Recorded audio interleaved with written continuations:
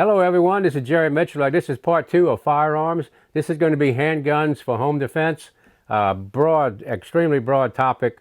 So we're going to talk a little bit about ammunition application and different calibers and what to look for when you buy ammunition. So we're going to start off with probably the most popular caliber, 38 Special, guys. When I was a kid, all law enforcement guys had 38 Special 357 Magnum revolvers. So, give you an idea of the worst ammunition to put in your defensive handgun would be a 158 grain lead round nose. This is what gave a 38 Special a bad name. It's a very economical load to shoot. It's extremely accurate, but it's also very inefficient when it strikes a target. It's relatively hard. It's pointed. It goes through, very minimum tissue damage, and the velocity on these are about 850 feet a second. So it's lacking velocity. It's also lacking bullet expansion. And another one that you can compare it to also is the 9mm round. This is a standard 115 grain full metal jacket, same category as the 38 Special. It's a round projectile. It's very hard, does minimum tissue damage, and it wants to go in a straight line for a long time. So very little terminal effect on the target.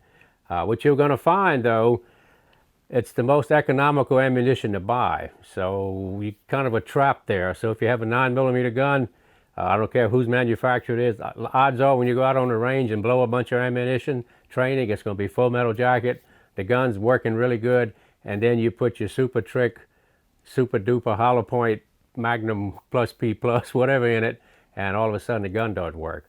So whatever you do, guys, no matter what ammunition that you choose to put in your pistol, your revolver, go out and shoot at least 100 rounds.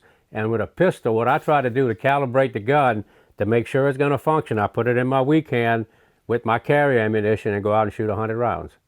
And I want to hold it very loose as I can to induce a stoppage if it's going to stop.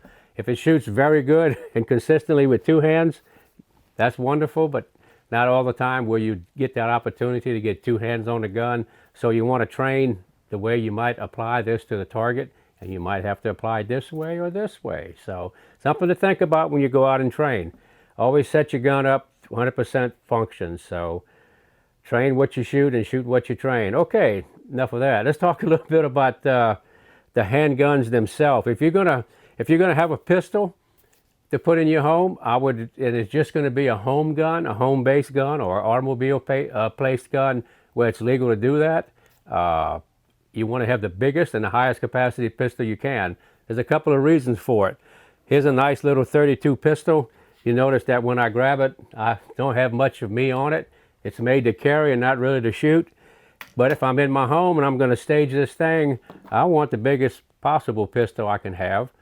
And that allows me several things. One is a high capacity magazine. This is a 27 shot. And it's a full-size gun. I can get both hands on it. I can work it like I want. I can put night sights on it, lasers, lights. So I can make this into a very high capacity, easily to apply to the target handgun. So something to think about when you choose a gun to put in the home. Also, all these guns you see on the table here, I have ammunition with the guns. All the pistols are flagged and the revolvers, the cylinders are open. So kind of a dangerous thing to have both of them in one spot, but we're doing this to show and tell. So here we go. All right, that's a 9mm full-size pistol. And another thing you want to think about when you go to ammunition choice, if you go to Hornady, they have a really spectacular website where you can research their different calibers, different velocity, bullet penetration, bullet expansion, and what you'll find, and a lot of police departments have come to realize this now. That's why a lot of departments are dumping their 40 calibers and their 45s, and they've gone over to the 9mm round. When you look at the actual terminal ballistics, just about the same, guys. So you can have more in a magazine with a 9. It's going to recoil less. You get the same performance. I know you 45 guys out there all bristling up and going, I got to be 45. I'm not a gunfighter. I haven't been in a gun battle in my life. I don't want to. But I look at statistics and actual performance of calibers and not sit around a campfire and speculate.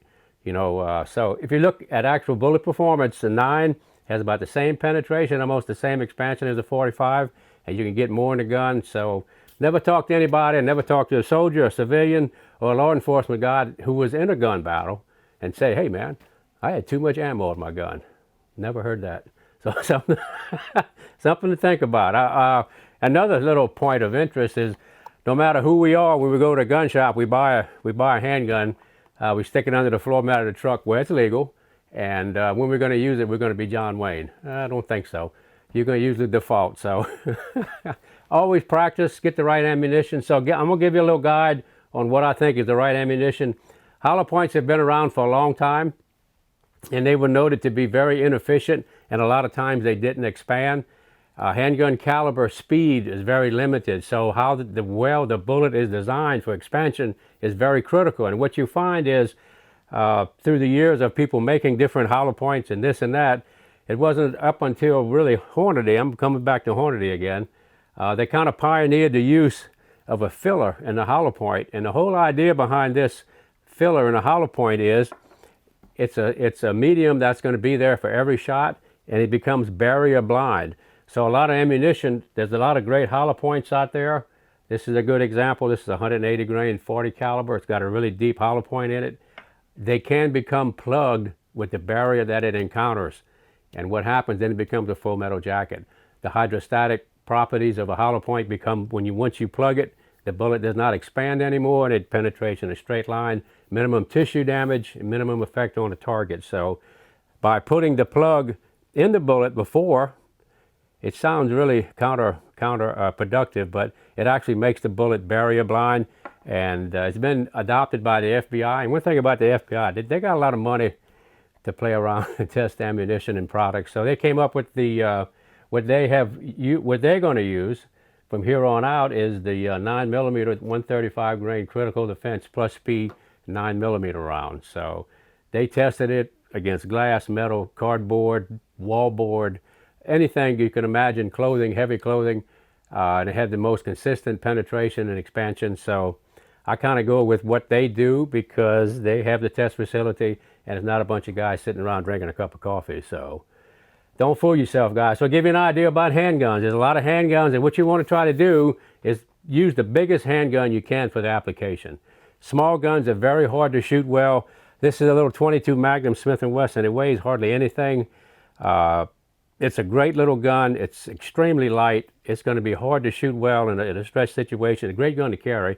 Not what I would consider a home gun to stage for that application. So I would want the biggest firearm I can. This is a 627 Smith & Wesson. It's an 8-shot revolver. It's a end frame. It's a big gun. It's a heavy gun. So there you can shoot it well. If you put 357 Magnum in it, it'll hold 8 rounds. And a neat feature of this revolver is that the ammunition is affixed, if you wanted it to, in a moon clip, or you can shoot them individually. So I have an 8-shot 357 Magnum revolver, and that's something you want to realize when you're talking handgun efficiency. The standard of performance is 45 ACP 357 Magnum, and I would think the 357 Magnum would be more effective. So that's kind of a standard round, and Hornady makes ammunition for it. Federal makes good ammunition for it. A lot of guys make really good 357 Magnum ammo, and it's a big enough gun to shoot well when you're under stress. And that's something you want to realize too, is if you're not going to train a lot with a pistol. 1911, guys. We'll talk a little bit quickly about 1911s. Like I said, this topic could go on for weeks. This is about the highest capacity single stack mag you're going to get. It's a 10 round. So you'll have 11 rounds in this platform here. But with flag, give you an idea of what you have here. You have a thumb safety and a grip safety. So that's more things to do should you need it. It's a great gun if you practice and train with it. But if you're not going to do all that, a better choice for a pistol would be one that had no safeties on it other than the trigger mode itself. This Smith & Wesson M&P Shield 45 actually has a frame-mounted safety should you want to use it. And it also has what they refer to, I guess I might not be saying this right, but these pistols, polymer pistols like this, are referred to as a trigger safe action. So anyway, less to do when in the time of need. The downside of that is anybody can pick it up and use it as well as you can. So anytime you have a loaded firearm, your responsibility is to maintain complete control of it.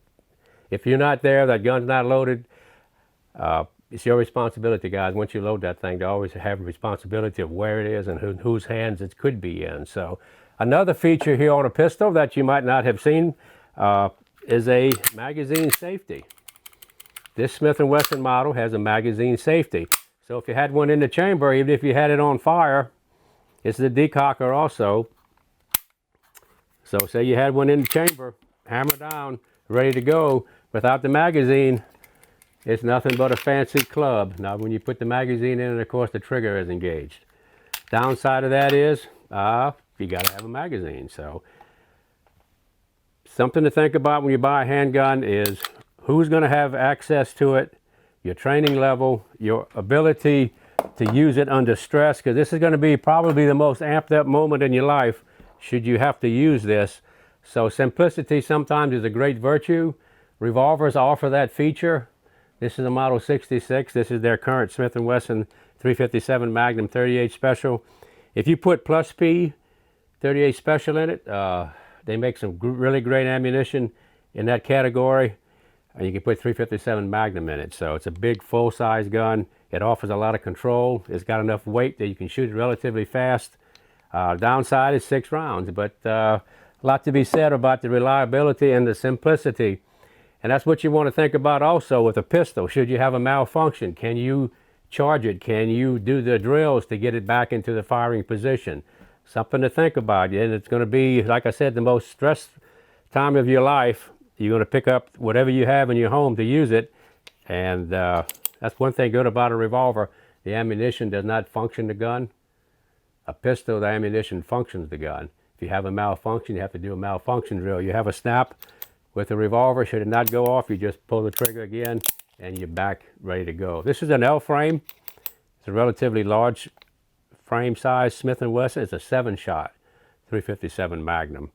I used this revolver back when IDPA just came out with their bug gun category, and I won overall at the indoor championships at their IDPA Nationals at Springfield. So give you an idea, a revolver can be very well adapted for self-defense or low-light shooting. 7-shot 357 Magnum. There again, if you're going to have a revolver, you want speed loaders for it, or you want your moon clips. The big guns, like this 625. This is a 45 caliber 625 Smith & Wesson revolver. It uses the moon clip to load and unload with, so it's very quick to load and unload. If you wanted to have a revolver around your house, your home, or your automobile, or whatever, where it's legal, and you don't want to have the ammunition in the gun, nothing really goes together. Got some dummy rounds here faster than a moon clip revolver. So there you have a revolver option there. There's several Smith & Wessons that use moon clips. Ammunition choices, kind of go over them again with you. Your standard hollow points like this, really great when the conditions are good. The new technology, handgun ammunition like the Hornady Flex Lock, barrier blind, so no matter what you shoot with it, you're going to have really good performance. Full metal jacket round nose, the least effective. And then you can even go into the revolvers that are chambered for the 410 round. And this is the Hornady Round. There's several companies that make ammunition for it, a specialty ammunition. This one has actually 3 projectiles in it already. It starts off with a 41 caliber flex tip round on top, and it has 2 round balls underneath it, 2 35 caliber round balls. So there's 3 projectiles in it, and they're doing 750 feet a second. So you got a multiple projectile load inside of a residence. This would be should be bad news on whatever. So if you have a revolver chambered for that, Smith & Wesson makes the governor, Taurus makes the judge, I think they call it. They're relatively big guns. They're usually 5 or 6 shot revolvers. So limited ammunition, but very effective ammunition in a confined area. So you want to always match your ammunition to the target. 44 Magnums is a great caliber. Would I use it for home defense? Not if I wasn't intending to shoot through several walls with it. So it's a big piece of lead. The more energy, you have to start and stop.